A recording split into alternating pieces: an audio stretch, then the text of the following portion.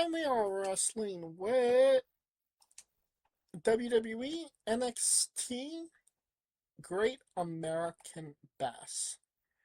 It was also last Sunday. As we have established, there was 3 fucking shows in one fucking day. Fuck those people. They should be sacked. Again, like unsack them and then put them back in the sack and then teabag them. Um, which is a different sack completely. Um, it took place in Orlando, Florida, at the WRE Performance Center. Um, got 7 matches. Rather than your traditional 5 or 6. On the higher end of things. So good on TNA. Not TNA. NXT for getting a little bit, adding a little bit more. Obviously this was the first ever PLE ever on broadcast TV, so there was that as well. Um, I wonder how many views it got on YouTube afterwards. I know that they replay it on, they post it on YouTube as well. Um, but yeah, I felt like this was as good as you're gonna get currently for an on TV PLE. Like, these are not necessarily people you're gonna pay for to watch wrestler. It just kind of is what it is at this point. NXT's building people, and none of them are really stars at this point. You just kind of have to roll with the punches until they hit uh that nail on the head when it comes to you know the people connecting with somebody. So, well, I would say keep that in mind. We got the first match is the NXT Championship match. It kind of tells you where that championship is in the pecking order that, they started out with it.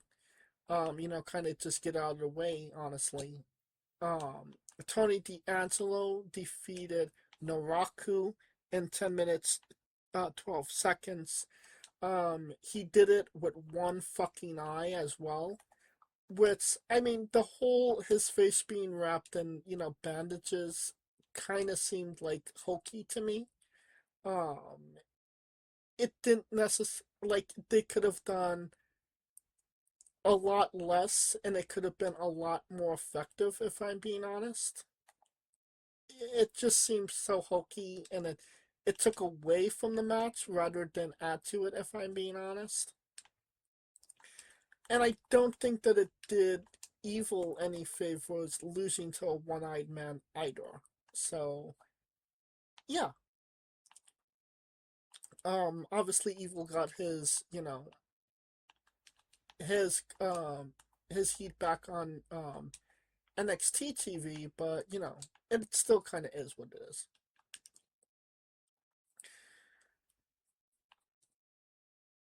3 stars, and I feel like I'm being generous with 3 stars in this one. And we have Zarya defeating Tatum Paxley to retain the NXT Women's North American Championship in 14 minutes, 9 seconds. Solid match. Tatum Paxley's a really good wrestler. Um, I think that we're getting to the point where Tatum is getting ready to be called up. Um, I feel like she was pretty generous towards Zarya, who could struggle in these kind of matches. She kept her afloat, and I felt like it did get a kind of wonky or here and there, but like a AEW match would. Um, but I feel like they knew when to draw it back and come back to reality, so to speak.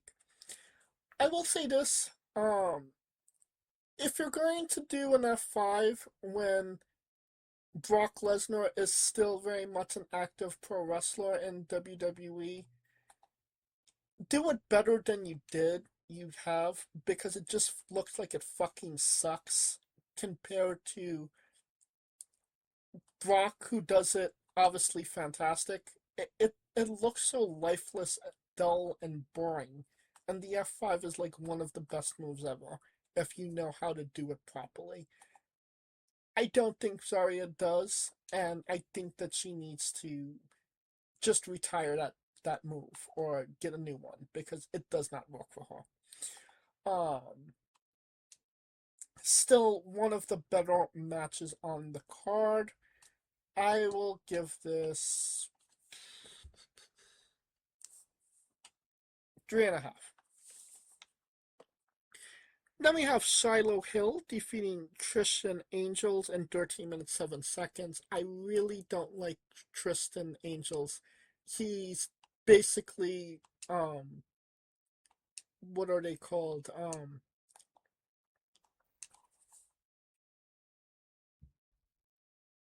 He's basically just pretty deadly light, and he doesn't even do it that well as compared to those guys.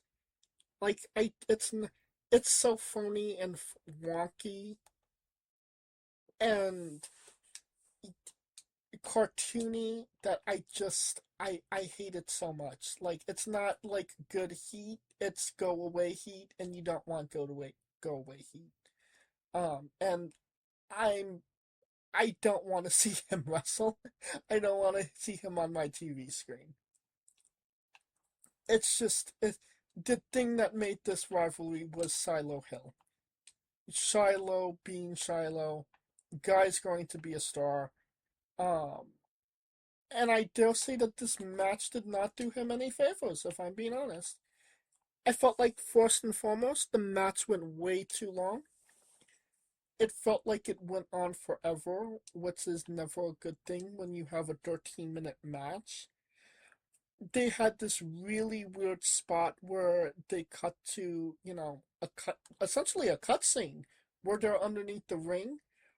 So Shiloh could come up from behind him when, they got out of the cutscene, so it made him seem maybe mystical or something like that. I don't exactly know if I'm being honest. But it was a really weird way to end the match. But I do think that the right guy did win. I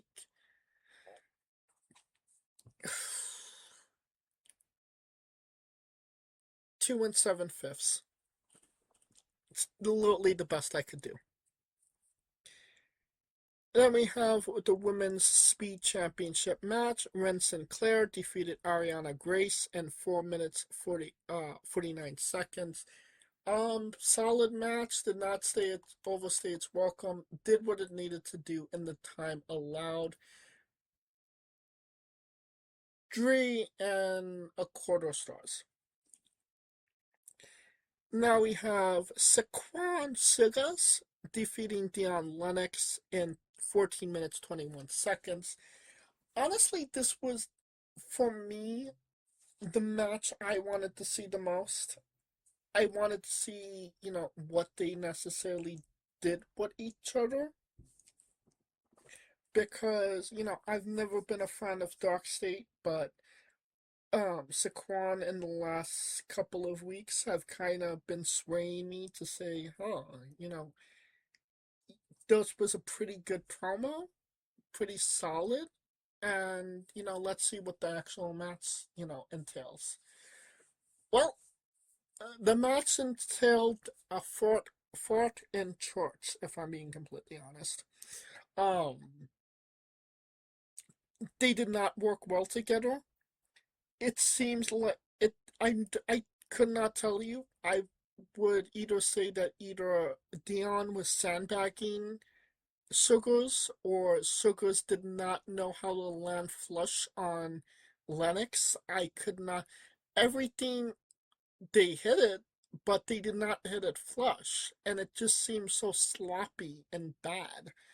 Um, it didn't work, and the one thing that I will say that definitely bothered me a lot was that this was a grudge match.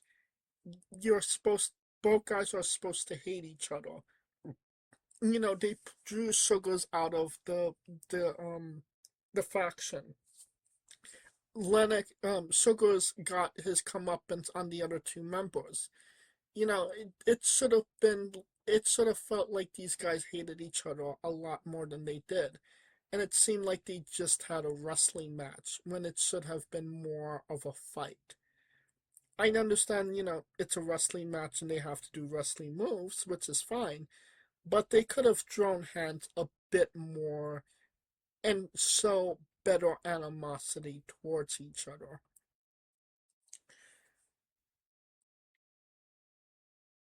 2 stars. Then we have Miles Bourne defeating Tavion Heights to retain the North American Championship in 17 minutes 15 seconds. Solid match, good match. Both guys are actually really good at pro wrestling, and I do hope that this leads to something a bit more aggressive between the two guys. No real complaints. 3.5. Alright, and then we have the women's championship match, which was the main event of this show. Kendall Gray defeated Lola Vice in 15 minutes 13 seconds. Again, a really good match. Girls know how to work well with each other. Definitely delivered the same intensity, same type of energy that they did in New York. But obviously, a more, definitive ending. The ending did kind of seem like it came out of nowhere, but in a good way, I would say. Kendall, hit her with this, the shades of gray in a better, you know, in a way that made Lola still look strong. Anybody knows how much I love, Lola. Um, but I would say that Lola's run as champion wasn't as necessarily strong as it could have been. Um, Not on the wrestling side though. I think that she was pretty strong wrestling wise, but promo wise, she could have been, better, unfortunately. And I think that that was one of the deciding factors on, you know, pulling the trigger on Kindle at this point and see, what she's made of and what she could do with the title. Um, whether she'll be ready, I don't know. Seems like she's maybe a little bit more equipped promo wise, compared to Lola. We'll see how things go. I know Lola, um, Lilani? What was her name? Kaylani. Kaylani is still in the wings at this point, and it does seem like she's owed a title run sooner rather than later. She's just operating on that next level with the way that she's been acting on the show. So, um, yeah. Um, well, Lola's Vice is in it, so it's 4 stars right off the bat, and then solid match. Kendall Gray also pretty good. 4.5 stars.